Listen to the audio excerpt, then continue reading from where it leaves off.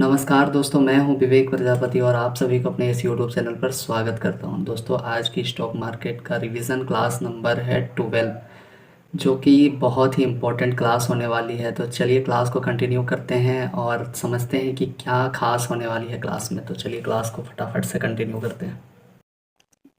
नमस्कार दोस्तों, चलिए समझते हैं कि फेक ब्रेकआउट क्या होता है।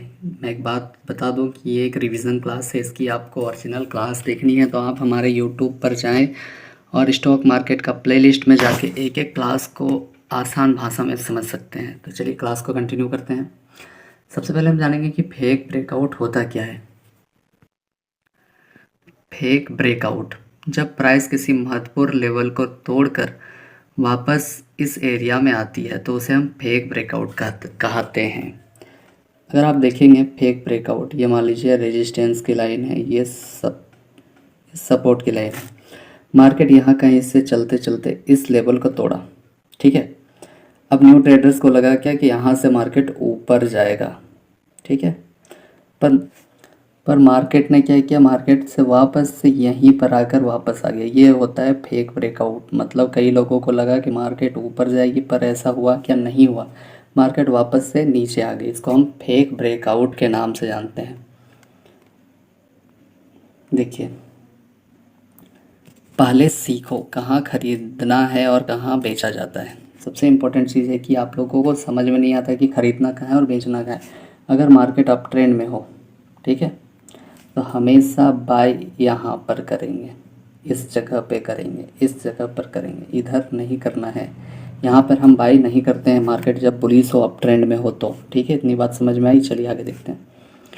मार्केट यदि डाउन ट्रेंड में हो तो हमेशा यहाँ पर खरीदेंगे, यहाँ पर खरीदेंगे, इस जगह पर खरीदेंगे। यहाँ पर कभी बाय नहीं करते हैं। क्यों नहीं बाय करते हैं? क्योंकि हमें पता है मार्केट नीचे आएगी। अगर हम यहाँ पर बाय करते हैं, ठीक है, और स्टॉप लॉस इधर कहीं का होगा तो मार्केट फिर तो ऊपर जाके ऐसे आती है ना, तो ये आपका स्टॉप लॉस हिट हो जाएगा। तो फिर आपका पैसा जो है गायब हो जाएगा आपके अकाउंट से, आपके पास से। इसीलिए मार्केट में हमेशा डाउन ट्रेंड में हो तो यहाँ कहीं बाय करेंगे, ठीक है। बात समझ में आई? अगर नहीं समझ में आ रहा तो आप प्लीज़ वीडियो को पीछे करके 2-3 बार देखें, समझ में आ जाएगा। अगला क्या है, avoid momentum breakout trade in area of value. सबसे इम्पोर्टेंट चीज़ है। देखिए, मार्केट कहीं ये जगह पे सपोर्ट पे कई बार सपोर्ट लिया है, ठीक है। जैसे ही मार्केट इस लाइन को यानी कि रेजिस्टेंस लाइन को तोड़ता है तो फिर मार्केट कहाँ जाता है, ब्रेकआउट, ये रियल ब्रेकआउट है। फिर मार्केट ऊपर जाता है, ठीक है। आगे देखते हैं। Wait for consolidation before breakout, ठीक है। ब्रेकआउट होने से पहले मार्केट को आपको देखना है। अगर आप देखेंगे तो ये सपोर्ट की लाइन है और ये रेजिस्टेंस की लाइन है। मार्केट यहाँ पर क्या किया, कंसोलिडेशन किया ना कई बार, कई दिन तक। उसके बाद जब ब्रेकआउट दिया तो वो जाकर रियल ब्रेकआउट हुआ, ठीक है। आप अगर ध्यान से देखेंगे तो ये वाला फ्लैग एंड पॉल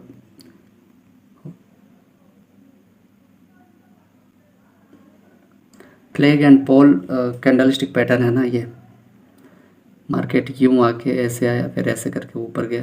ये वाला, ये भी यहाँ पे कंसोलिडेशन किया, उसके बाद रियल ब्रेकआउट दिया है। चलिए आगे देखते हैं।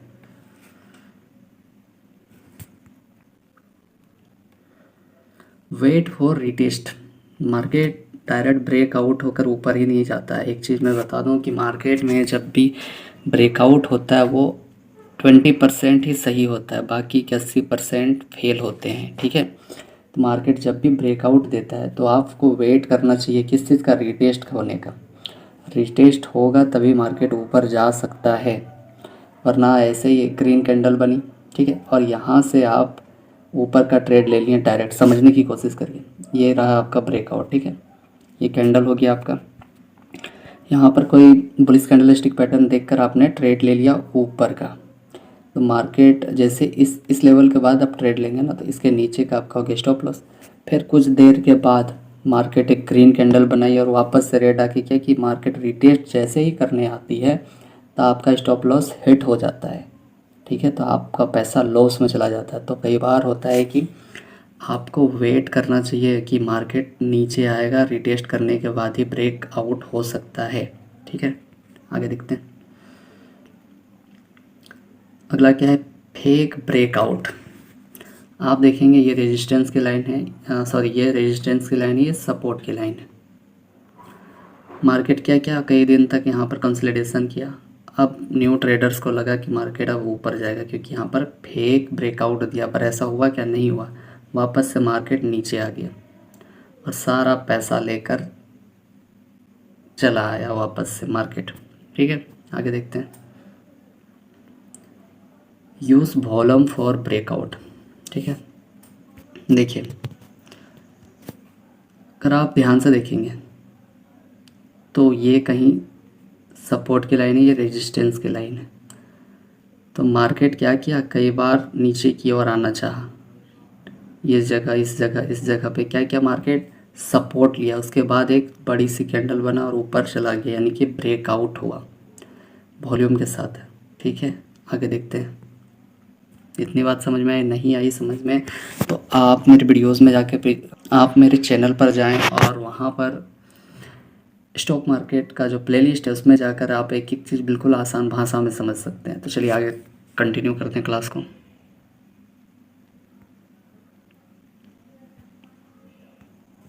दोस्तों अगला क्या है, प्राइस एक्शन सीक्रेट। आज कुछ सीक्रेट सीखने वाले हैं एकदम प्राइस एक्शन का।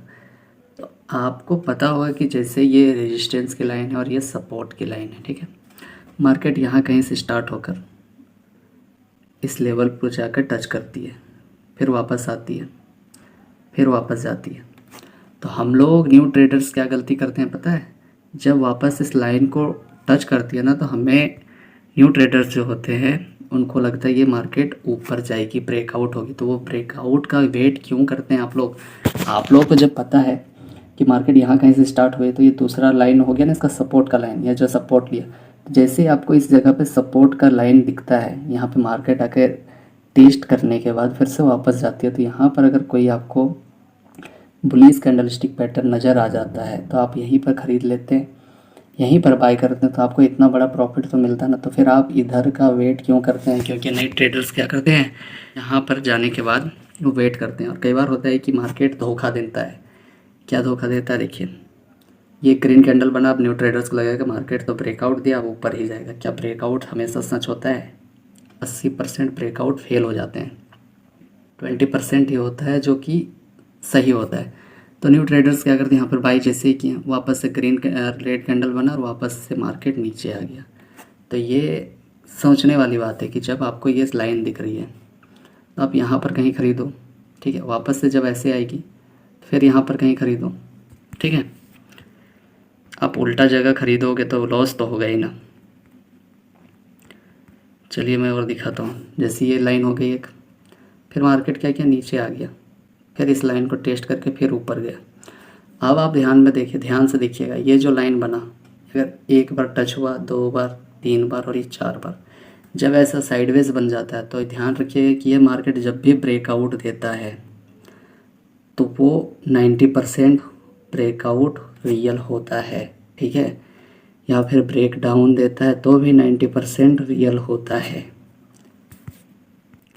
इतनी बात समझ में आई कि क्यों रियल होता है, क्योंकि मार्केट कई दिन से यहाँ पर साइडवेज था, तो कहीं ना कहीं तो टूटेगा फूटेगा ही ना। अगर जिधर टूटता है, अगर ब्रेकआउट टूटता है तो अच्छा खासा पैसा बना सकते हैं, ब्रेक डाउन होता है तो भी अच्छा खासा पैसा बना सकते हैं। लेकिन कब, जब आपको समझ में आया कि मार्केट बहुत दिन तक वेट किया इस जगह को। ठीक है, समझ में आया, चलिए आगे देखते हैं।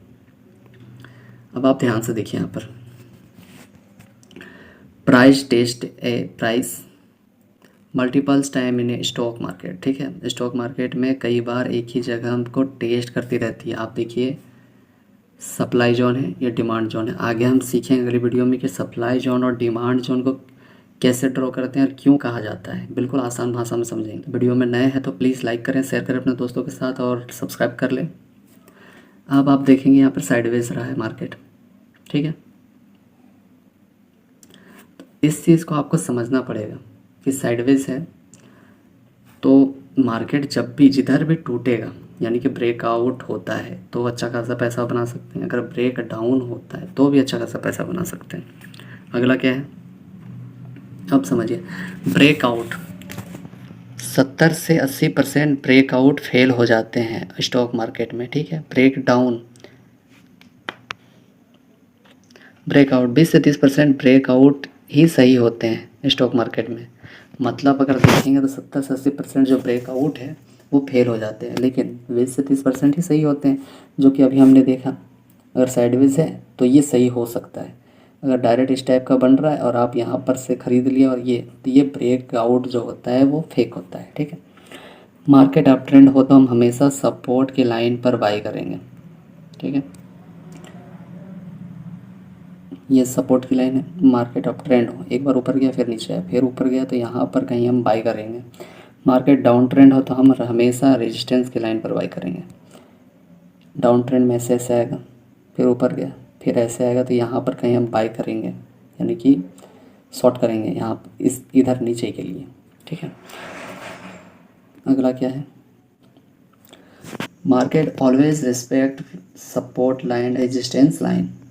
सपोर्ट लाइन और रेजिस्टेंस लाइन को मार्केट हमेशा सम्मान करता है, इसलिए तो हम हमेशा ड्रॉ करते हैं इस लाइन को, ठीक है। हमेशा ट्रेड लेने से पहले बड़े टाइम फ्रेम पर सप्लाई जोन और डिमांड जोन को ड्रॉ करना चाहिए। जब कई बार होता है कि जो ट्रेडर्स होते हैं, जो न्यू ट्रेडर्स हैं, जो बिगिनर्स, उनको नहीं पता होता है कि ड्रॉ कब करना चाहिए, कहाँ करना चाहिए।